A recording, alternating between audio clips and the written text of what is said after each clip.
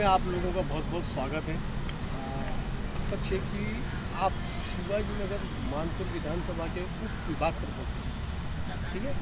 आने वाले बीएमसी 2022 के चुनाव को लेकर के आप और आपकी पार्टी की क्या राय है, तो चौपाल के माध्यम से आप यहाँ चर्चा करना चाहते हैं। सबसे पहले मैं आपको धन्यवाद दूंगा कि महानगर पालिका के मद्देनज़र रखते हुए आपके सोशल मीडिया चैनल ने चौपाल का एक कार्यक्रम रखा। उसमें आपने हम सबको एज ए शिव सैनिक आपने आमंत्रित किया, तो मेरे यहाँ पर आए हुए सभी साथी और आप सभी का मैं धन्यवाद दूंगा। देखिए, इलेक्शन 2022 कॉरपोरेशन का इलेक्शन, हम लोग तो तैयार है पूरी तरह से, बल्कि हमें तो ये लगता है कि ये महीने 2 महीने की देरी भी क्यों हो रही है। इसका कारण ये है कि आदरणीय पक्ष प्रमुख उद्धव साहब ठाकरे, हमारे युवा नेता पर्यावरण मंत्री आदित्य साहब ठाकरे, हमारे विभाग प्रमुख राजेंद्र राउत साहब, हमारे दूसरे नेते संजय दीना पाटिल, सचिन अहिर साहब, इन सब लोगों ने हमको जो काम करने का तरीका बताया, हम लोगों को जो जनता के बीच में जाकर जनता की तकलीफ़ को दूर करने का तरीका बताया, शिवसेना ने खास करके जो अपने स्टाइल में जनता की समस्याओं को सुलझाने का जो तरीका बताया, वो हम साल के 12 महीने करते रहते हैं। हर शिव सैनिक, शाखा प्रमुख हो, उप विभाग प्रमुख हो, गढ़ प्रमुख हो, उनके उप शाखा प्रमुख हो, या एक आम शिव सैनिक, साल के 12 महीने वो जनता के काम में लगा रहता है, जनता की सेवा में लगा रहता है। इसलिए इलेक्शन कब होगा, इलेक्शन में हमारी क्या भूमिका होगी, हमें उसकी चिंता नहीं होती। पक्ष प्रमुख ने उम्मीदवार यहाँ पे देना है, उसको उम्मीदवार को नगर सेवक बनाने का काम हम सब शिव सैनिक करेंगे। अगर वो अपने माहौल को स्वच्छ, सुंदर और अच्छा बना के रखना चाहता है, फिर वो समाज, आज की युवा पीढ़ी है, पढ़ी लिखी पीढ़ी है, वो समाज जाति धर्म में नहीं पड़ता है। और मैं खास करके इस बार जो पहली बार वोट डालने वाले हमारे युवा होंगे, जो नौजवान साथी होंगे, उनसे विनती करूंगा कि डेवलपमेंट के नाम पर, एजुकेशन के नाम पर, विकास के नाम पर वोट करने का काम करें। जात पात का काम आप ना करें तो बहुत ही बेहतर रहेगा।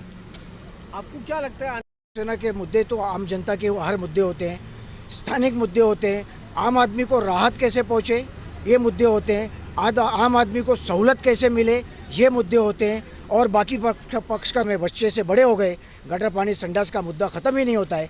आप रोज़गारी पे बात कब करेंगे, आप एजुकेशन पे बात कब करेंगे, आप अपने माहौल को स्वच्छ, सुंदर, साफ़ सुथरा बनाने का माहौल पर बात कब करेंगे, आप अपने परिसर को, अपने विभाग को, अपने इलाके को नशा मुक्त बनाने की बात कब करेंगे। बस यही हर बार मुद्दा गटर पानी संडास, गटर पानी संडास। मुझे लगता है कि जो मौजूदा लोग, जो बैठे हुए लोग हैं कॉरपोरेशन में, जो यहाँ का प्रतिनिधित्व करते हैं, उनसे भी मैं विनती करूँगा कि आप भी डेवलपमेंट की बात कीजिए। युवाओं को, आज वाईफाई का ज़माना है, उस पर बात कीजिए।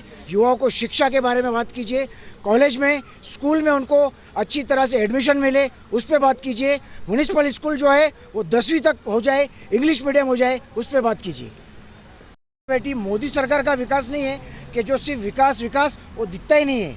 तारक मेहता का उल्टा चश्मा एक सीरियल आता है, उसमें जेठालाल की सास दिखती नहीं है। ये ऐसा विकास नहीं है, यहाँ पे विकास दिखता है। ये ब्रिज आपको दिख रहा है।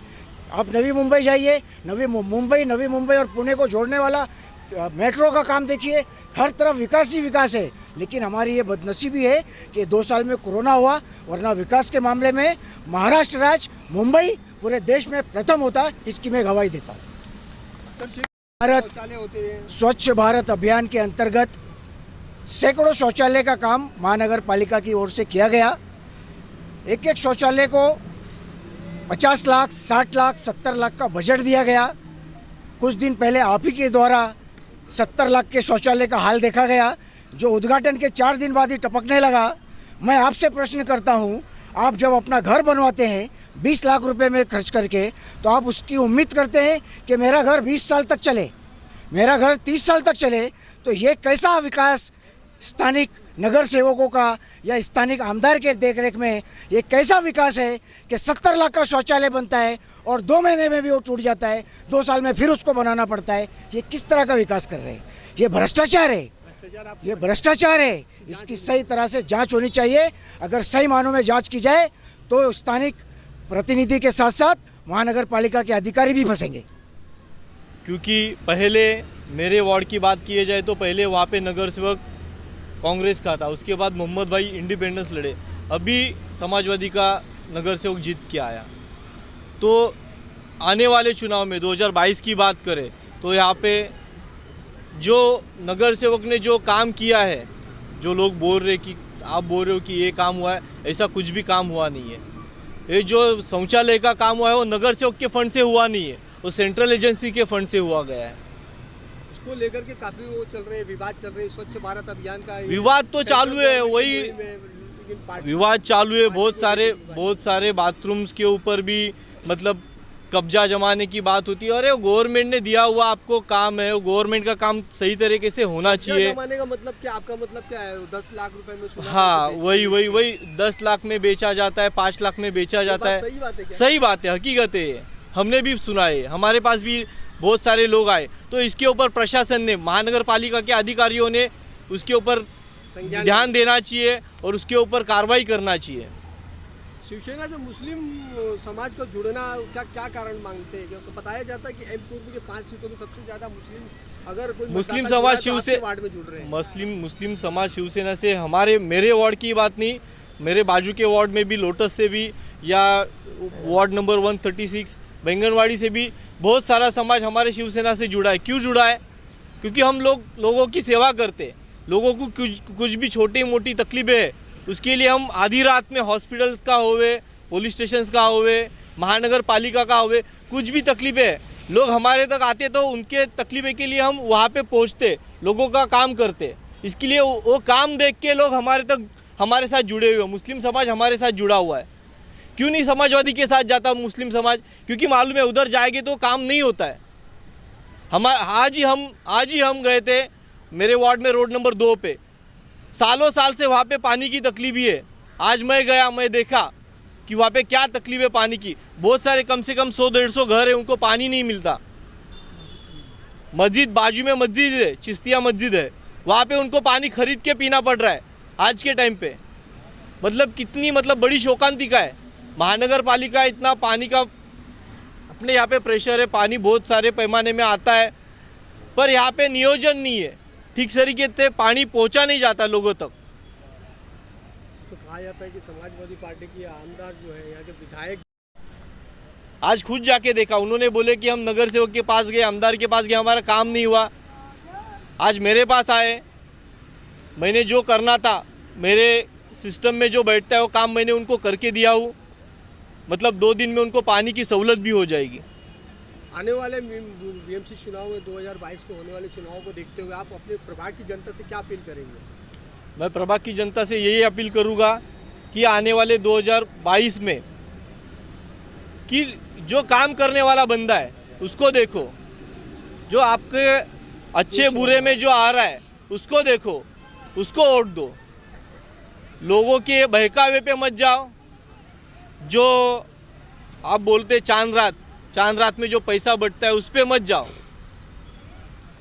खाली मैं सब लोगों से, मैं मेरे वार्ड की बात नहीं कर रहा हूँ, मैं आजू बाजू के सब प्रभाग की बात कर रहा हूँ कि जो आपके वार्ड में जो काम करने वाला बंदा है उसको जिता के लेके आओ, उसको वोट करो। इधर लोग चाहते हैं, उनकी वजह से मुस्लिम लोग जो आकर्षित हो रहे हैं शिवसेना के पास, उसकी वजह से हमारी पूरी की पूरी सीट आ सकती है शिवसेना की।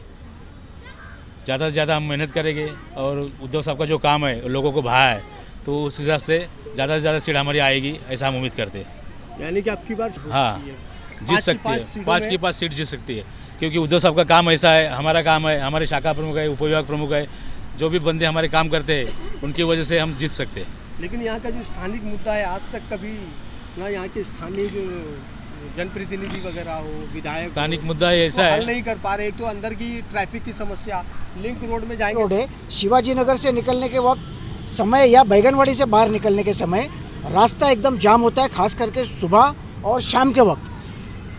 इस कारण आज हमारे सम्माननीय आमदार साहब को भी ई रिक्शा का प्रयोग करना पड़ रहा है, क्योंकि उनके वाहन को भी आने जाने में दिक्कत हो रही है। तो हाईवे रोड की समस्या तो बाद में देखी जाए, पहले जो हमारे घर के जो लोग हैं, जो बच्चे हमारे स्कूल कॉलेज जाने वाले हैं, हमारे जो भाई हमारी बहनें जो जॉब पे जाती हैं, आप देखिए रात को इतना बड़ा तमाशा होता है कि चलने की जगह नहीं होती है, जगह जगह फुटपाथ पर अतिक्रमण है। इसके लिए इसका जवाबदार कौन है? सिर्फ आप पानी और शौचालय इसके सिवा कुछ राजनीति नहीं बची शिवाजी नगर मानपुर विधानसभा में। जनता को मूलभूत सुविधाएं कब देंगे आमदार साहब? जनता को मूलभूत सुविधाएं कब देंगे नगर सेवक? जनता की मूलभूत सुविधाओं का ख्याल महानगर पालिका कब रखेगी? आपको मैं चैलेंज करता हूं, शाम के समय आप शिवाजी नगर, रफ़ी नगर से गोवंडी स्टेशन या बैगनवाड़ी नया डिपो से या जूना डिपो से गोवंडी स्टेशन निकल के आप बताइए, अगर इसमें ऊपर वाला ना करे, कोई एम्बुलेंस में पेशेंट हो तो मैं नहीं समझता कि वो समय पर अस्पताल पहुंच जाएगा। तो आमदार साहब को और स्थानिक जो प्रतिनिधि हैं उनको भी इस बारे में ध्यान देना चाहिए कि ट्रैफिक का मामला क्लियर हो। और आप जो बात नशे की कर रहे हैं, नशा नशा नशा तो ये हर तरफ फैल चुका है।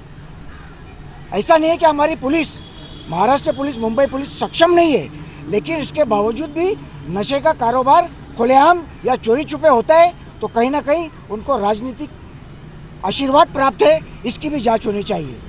धन्यवाद। ठाकरे ने स्थानिक आमदार अबू आसिम आजमी साहब की अर्ज पर, विनंती पर उनको ये एसएमएस कंपनी को शिफ्टिंग का ऑर्डर दिया है, लेकिन उसकी कानूनी प्रक्रिया है। वो मुंबई के बाहर वो एसएमएस कंपनी को जाना है, उसकी खालापुर के से आसपास कहीं जाना है, उसकी उसके कानूनी प्रक्रिया है। वो होने के बाद बहुत जल्द एसएमएस कंपनी बंद हो जाएगी और प्रदूषण से मुक्ति मिलेगी। इसका श्रेय भी मैं सिर्फ और सिर्फ शिवसेना को देना चाहूँगा, मेरे नेताओं को देना चाहूँगा, और इसके बाद सबका नंबर आएगा। शिवसेनेचा जय असो।